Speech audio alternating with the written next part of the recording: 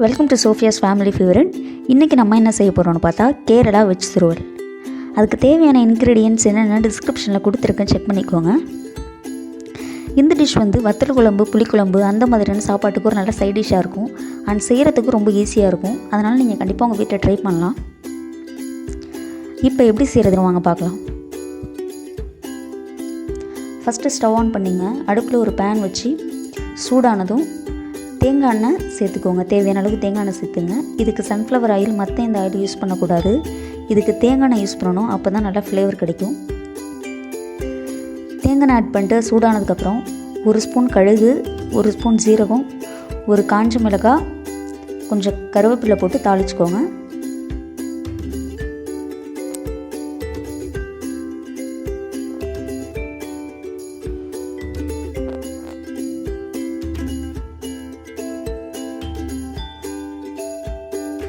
எல்லாம் நல்லா பொரிஞ்சதுக்கப்புறம் ஒரு சின்ன துண்டு இஞ்சி எடுத்து துருவி வச்சுருக்கோம். அந்த துருவின இஞ்சி இதில் சேர்த்து 1 நிமிஷத்துக்கு நல்லா மிக்ஸ் பண்ணிக்கோங்க.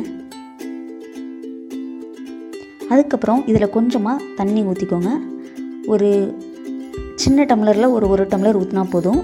ஏன்னா காய்கறி சீக்கிரமாக வெந்துடும். அதனால் அதிகமாக தண்ணி ஊற்ற தேவையில்லை. தண்ணி சேர்த்ததுக்கப்புறம் ஒரு 1/2 டீஸ்பூன் மஞ்சள்தூள், 1 டீஸ்பூன் உப்பு, 1 டீஸ்பூன் மிளகுத்தூள் சேர்த்துக்கோங்க.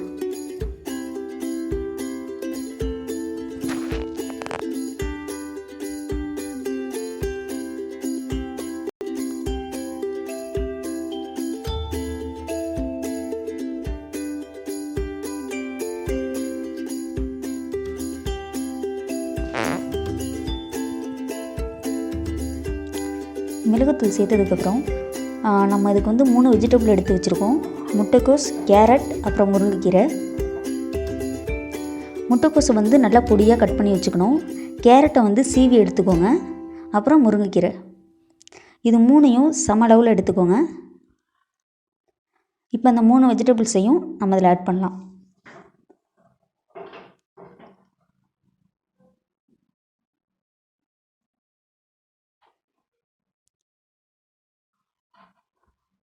இது 3ஐயும் இதில் ஆட் பண்ணதுக்கப்புறம் இது நல்லா எல்லாமே சேர்கிற மாதிரி நல்லா மிக்ஸ் பண்ணிக்கோங்க. ஒரு 2 நிமிஷத்துக்கு நல்லா மிக்ஸ் பண்ணிவிட்டு அதுக்கப்புறம் ஒரு மூடி போட்டு அடுப்பை லோ ஃப்ளேமில் வச்சு ஒரு 5 நிமிஷத்துக்கு வேக விடணும்.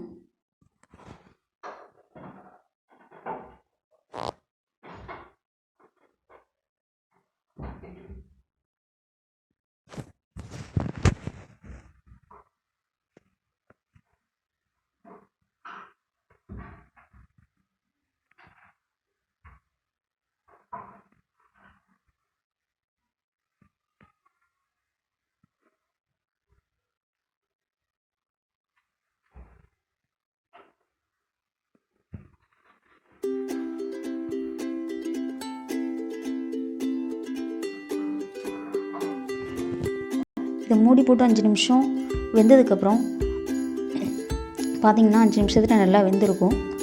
இது நல்லா வெந்ததுக்கப்புறம் 1 கப் துருவின தேங்காய், 2 பச்சை மிளகா சாப் பண்ணி வச்சுருக்கோம். அந்த 2 பச்சை மிளகா துருவின தேங்காவை போட்டு ஒரு 2 நிமிஷம் மட்டும் கிளறி விட்டு ஸ்டவ் ஆஃப் பண்ணிட்டு இறக்கிக்கோங்க.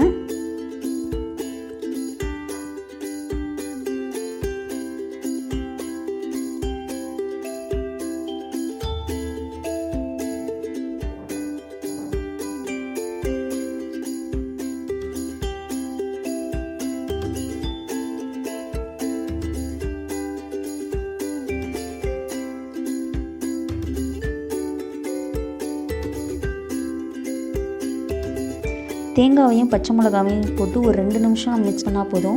ரொம்ப நேரம் அதை வச்சுருக்கணும்னு அவசியம் இல்லை. அதுக்கப்புறம் ஸ்டவ் ஆன் பண்ணி இறக்கிட்டு அதை வேறு பவுலுக்கு சர்வ் பண்ணிக்கோங்க. இது ரொம்ப ஈஸியான டிஷ் தான். எப்போவுமே நம்ம வீட்டில் செய்கிறதா முட்டைக்கோஸ் பொரியலாம். ஸோ டிஃப்ரெண்ட்டாக வீட்டில் ட்ரை பண்ணி பாருங்கள். இதில் ஏதாச்சும் டவுட் இருந்தால் கமெண்ட்டில் கேளுங்க, நான் அதுக்கு ஆன்சர் பண்ணுறேன்.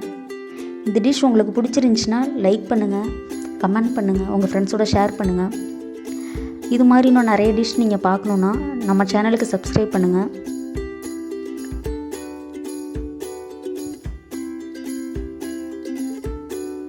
தேங்க்யூ ஃபார் வாட்சிங்.